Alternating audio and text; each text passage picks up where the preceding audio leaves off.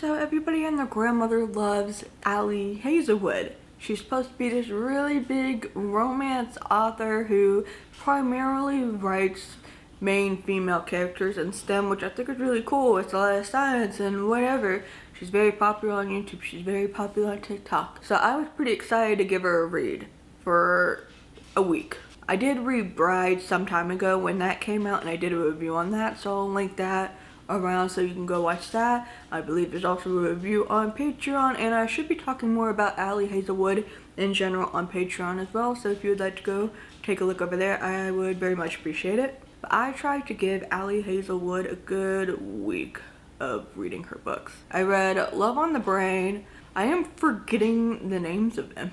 I tried to read Love Theoretically, but by the time I never got to finish it by the time it was up for, return, and they wouldn't let me renew it. And then I tried Love Hypothesis, but listen, I know, actually I didn't realize this until a little bit later on down the road, that Love Hypothesis especially, it's a Reylo fanfic. It's Star Wars fanfic, and the more I started looking back at the text that I was reading, yeah, you could tell.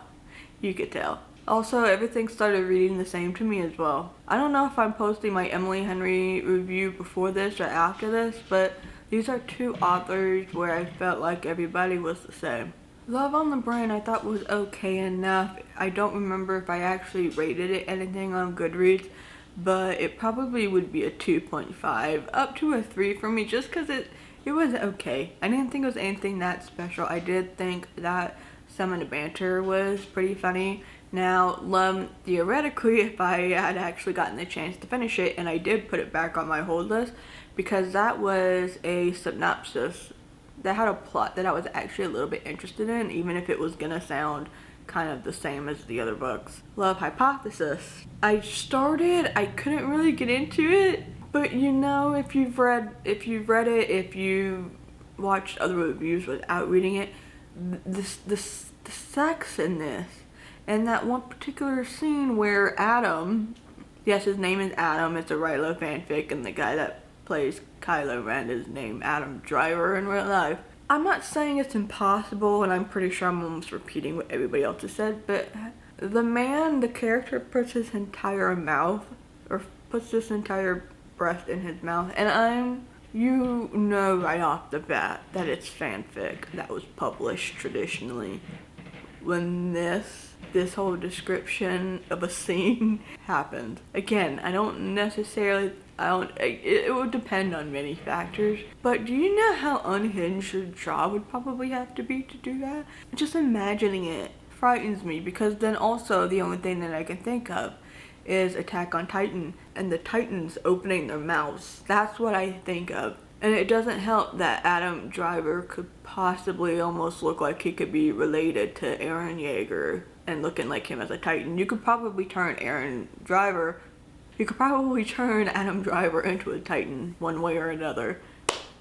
Yeah, so it's a little bit weird. Like, I think it's cool that every main female character in this is in STEM. Like, I can't really be mad at that, because as I've been writing my little story ideas, a lot of these female characters end up being deaf anyways. So, then again, I haven't published anything. Not traditionally. Anything that I put up has only, been on Patreon and, submitted to little contests, so it might not be the same thing. I'm not counting it as the same thing. But if you're traditionally publishing something and everybody's the same, I don't know about that. I remember not hating Bride. It was her first paranormal romance. It was definitely awkward, but I don't think the book was really taking itself seriously. I don't know.